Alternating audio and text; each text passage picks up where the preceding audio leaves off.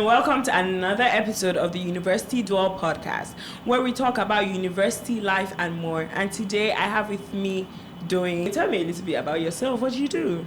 Oh, okay. My name is Doi, and I've done a lot of things, a bit of everything. Okay. But right now, I'm currently in operations and programs management. So what I do on a day-to-day basis is make sure that operations, the day-to-day processes of where I am working is going smoothly. It means that things are in place, things are going as they should be.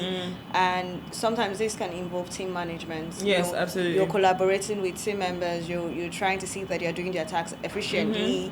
And I'm on the program side. What I now do is organize programs, because where we work, we have training programs for kids, teens, and adults, right? So it's not just enough that we do tech. We also want to now, recreate what we've done to others. So we have these free programs, and some are sponsored. When we say sponsored, it means that organization have paid for them. So my job now is to make sure that those programs go smoothly, right? So we have a goal, we want to train 10 people, and it's to make sure that we train those 10 people and it goes from point A to point B as expected. That's what is on the program side. On the operations side, just to make sure that things are going efficiently and smoothly. But today we want to talk about alternative careers. So for example, everybody that has come on the show today that studied microbiology, every single person that has ever come on this show that studied microbiology has done absolutely nothing in relation to microbiology. So no, you should talk about me. I studied geology, and I've never done one thing in geology. One single thing in geology. So would you then say that that degrees are becoming obsolete in a rapidly changing job market? My answer is neither yes or no. Okay, Jane wants to take us on that. So it's neither yes or no, right? Degrees are important, right? They lay the foundation for some of these things, some of the careers that we now...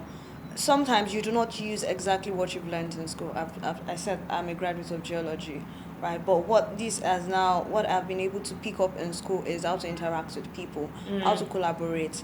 You have assignments, you have projects, seminars, you're collaborating with others. I've been able to pick that. I've been able to pick how to work in very fast-paced environment. It's a federal university. Nobody's waiting for you, right? Things are moving really fast but then we also have courses like law, right? How do you become a lawyer without a law degree? Yes. How do you go into the theater for surgery without actually going to a medical school, right? So there are some degrees that we cannot say that, yes, we're shelving you, right?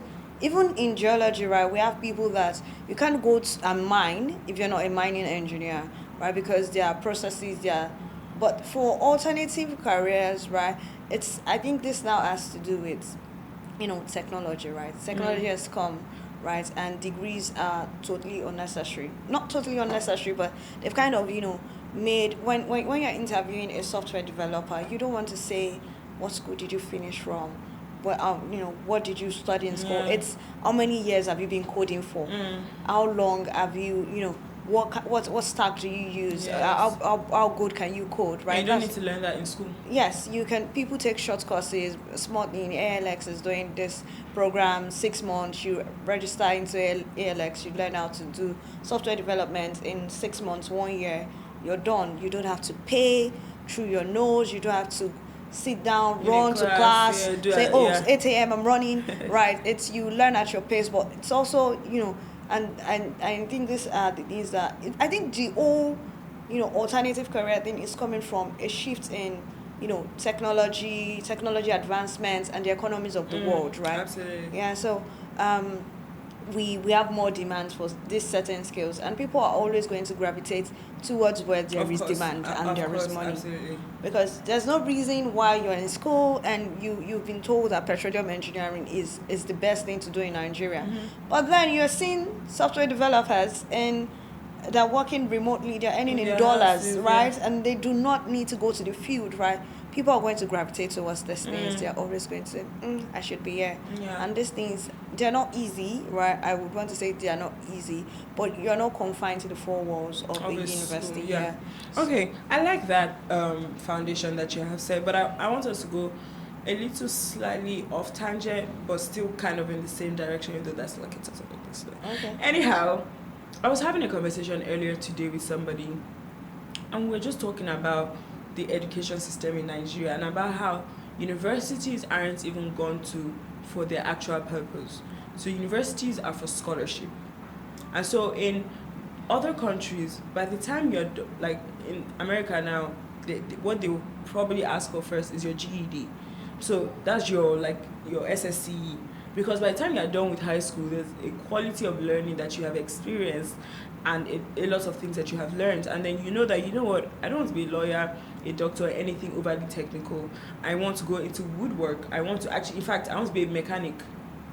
And you go into, like, you intern at with somebody, you go into like a vocational school or what we call our polytechnics now, and you get practical learning experiences, and then you come out, and unlike here where, oh, he's a plumber, oh, he's a mechanic, you are earning a lot of money doing stuff. So like, for example, the microbiology girls, they always come out from microbiology, and the next thing they are doing is they are YouTubers, or they are making wigs and selling it and making way more money than whoever is practicing microbiology could ever imagine. So my question then would be is, do you first of all even think that university is for everybody?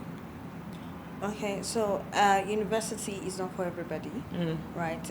Like you said, people finish high school and they go into woodwork and everything, right? University is not for everybody, but it's this mentality, right? Because look at the past decade, not this decade, right? Decades before now, 20, 30 years ago, our parents had seen people, right, go into the university and change the trajectory of their lives, right? They're going to become successful, lead companies, become bank managers, right? And they don't know. They know better. I don't want to say they don't know better, but that's, they don't know other than, yes, that's kind of like the templates they see. That's the scope of their understanding. It Yes. doesn't go beyond that. So you cannot finish school and I can afford to pay for your university education, and you're coming to tell your Nigerian parents that seeing people make meaningful things for themselves through education, and tell them that you're not interested, you want to be a content creator, or you want to learn makeup, right? You're going to say learn makeup and go to school at the same time. In fact, I think we really just stopped this, culture where parents pick courses for their kids. Because I'm sure before they would have said, you have to study this. So now, as much as university is not that important, Nigerian parents, right, they do not know better, right? Or that their scope of understanding is limited. And also, it is also the economy that dictates this thing. How much are plumbers being paid in Nigeria? It's if not until the recent economic growth and this boom of fashion designers and the entertainment industry. Tailors, Yes, tailors don't end well, but now fashion designers, makeup artists, lash tech, they can say they're making good money for themselves, and this is because of the industry, the boom of that industry. But 10 years ago, nobody's going to tell their child not to go to school and learn how to do makeup, right? Especially if you can afford that. Exactly. Right. So the people that are now going into those trades are people that their parents could not afford university education, or they do not want to have to worry about training a child and worrying every year about how to see that child through school. So they, you know what, go and learn a trade. Go and learn hairdressing, go and learn. And then we've seen people make money from this thing. But most of these things just go so that you're not at home, so that you don't get pregnant, or so that you're not, yes, now, even for the guys, so that you don't join bad gangs, so that you're not just sitting at home moving around, right? Just go and do something for yourself.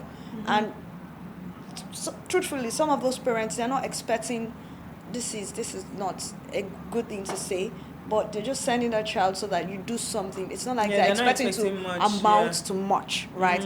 But we've seen people now make much from that. Absolutely. It's a whole shift in the economy. It is. In fact, there are two people that my mommy always talks about when she's trying to educate people on how what life deals you may not always be like the end of your life. And she speaks about, so there's this guy that's her tenant, who, he has 5 children. He's an electrician. He has been an electrician all his life. I think 4 out of the 5 children are not even in the country. He sent all of them to school with being an electrician, to the extent that some of them even had higher education even outside of Nigeria. There's also someone who is a hairdresser. She makes my mom's hair. Very good at what she does. Like if you make braids with her, like not one strand will come out until you are ready to loosen your hair. She had 4 children. I even think she was a single mother. She sent all her children to school, and literally all of them are not even in the country, and they're doing very well. So I think also is that representation of not seeing people who have done these things excel. And also we kind of need to rewire our brains, because I can't go and say, oh, my daughter is a hairdresser. Even if she's making a lot of money, it sounds odd. But if I say... My daughter owns a beauty salon. Yeah, you have to reframe it. But if I say, oh, she's a lawyer, law no shey now. Even though she's sitting at home, doesn't have a job, or is working where she absolutely hates, it sounds better. So I think also rewiring our minds about and just restoring what dignity of labor means is something that could really help. I don't think our parents or that generation, I don't think they actually have an issue with the title. I think it's just because it is in Nigeria, right? They tell you before you go abroad, learn how to make hair. Because when you go there, you make hair. So it's because they feel like you're not being compensated enough. And when they say, my daughter, she braids, she's a braider, what people go, oh, she's so poor or something. But we say, oh, she braids, she owns a salon in the United States. People are saying, oh my God, she's rich. So I think it's just people attaching these things to the value that they but also I wouldn't blame them though, because at the end of the day, education is a safety net of some sort. Absolutely. And every then time. It also gives you, so for example, I went to school, like I went to Pan Atlantic University, and yes, I learned a lot of things, great education system, but the one thing I can say that I took the most out of the school is the networking opportunities. There's not one job that I have had now, whether freelance or full-time, that I can't trace back to someone that I met in school. Do you understand? So the networking and the leverage that going to like a higher institution gives you, I think, is kind of really great. Yeah, so I'm actually a big advocate for going to the university, whether... Although we all have different career paths, right? But if you're so focused on trade, please, maybe you do not waste your time. You cannot combine both. But I'm a big sucker for going to the university. And it's because of what you said. It is a safety net, right? People will say it's better to have something and not need it than to need it and not have it. Absolutely. Yeah. So, and I think back about all of the... Yes, I think about it, right?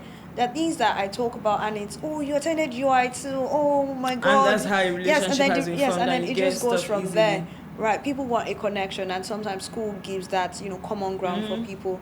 Yeah, and I totally agree with you that education provides that safety net, and it's totally important. Yeah, but it is what it is. I think what I would say is that there isn't really a straitjacket answer. I think that on a case-by-case basis, you kind of have to figure it out yourself. But I also would probably lean towards taking that quote-unquote safety net. However, I would say sometimes you just know. Do you understand? So for example, because it's very easy to say it when you're someone who learns in a way that the education system can support. There are some people who would fail throughout school, and you would think that they are not smart, but when they find out one thing that they are good at and they do it, they're going to do better than all the people that are in school mixed together times 2. So I guess it's knowing yourself and kind of making choices based on who you are and what you want for yourself. Yeah, as people are saying right now, getting locked in. So you just find what it is that you do, and then you lock it in. And you lock in in all the best of your ability. So I totally dig that, right? Yeah. I totally dig that. Don't worry, I'm sort of She's a Gen Z. She's 1 yeah. I'm sort of a Gen Z, so I totally dig that, right? Yeah. You find something, then you lock it in, right? And like you said, it's a case-by-case basis. Yes. What works for you might not work for the me. other person. But I think we are used in Nigeria, we're not so used to taking risks. No, right? we're not. That's why people want something to fall back on, right? You don't have your degree, right? You just want to have your degree in case they're now saying, oh, XY bank is hiring, right? And we need graduates with 2-1, and they're like, okay, if this interesting is not working, let me go and apply, even if that's not what you want to do. And that's the case with Nigeria. At some point in time, people just want a safety net. Yeah. But because of these alternate careers that we now have, right? People can now explore outside of school. You can now be a designer. You can be a web designer. And social media really helps, really breaks that cage of employers' markets. Yes, the first course I took outside of school was, I saw it on social media. I saw it on Twitter. Like, I was just like, oh, you guys are offering scholarship. Let me try my luck. And like, you got in. I'm like, hey, hold up, just like that. Yeah. So it's really great to see that things are changing, right? And I hope that, you know, people are learning that there are things outside of the school wall. I mean, of the university, that or degrees that people can do. Right, but this is not to say degrees are not important. Of course. I don't want a lawyer that's not gone to law school to defend me, right? I don't want a surgeon that's not gone to medical school to work on me. I mean, to operate on me. But yeah, it's just let's just be very open to things, right? Yeah, I think that's. Have you watched Suits? Yes, please don't say my cross. Please, you're forgetting that my cross actually went to law school. It just didn't take the exam. Yeah, it just didn't. Right, so please don't say my cross, please. Because you got your own my cross out. No, my cross is an intelligent law, and he had the foundation. Yeah, he just didn't have the certificate, but he had the knowledge because he was writing exams. He was always taking the bar for other people, and he just never got through to having his certificate, which is still the same thing. Certificates are not what matters, right? It's the actual knowledge. Itself, So we have people that have gone to, and this is me still talking alternate careers, right? I had people that we enrolled in a course together, right, and they didn't finish, right, and it's just because they probably something came up and they didn't write their last exam. But I can tell you that they are great at what they do. They didn't earn that certificate, but they are actually absolutely great at data analysis. You give them data, they're analyzing, they're totally great at it. So my cross is an exception, please. Well, thank you. I love that we could bond about it. And that is all on this episode of the University Duel Podcast. See you next time. Bye.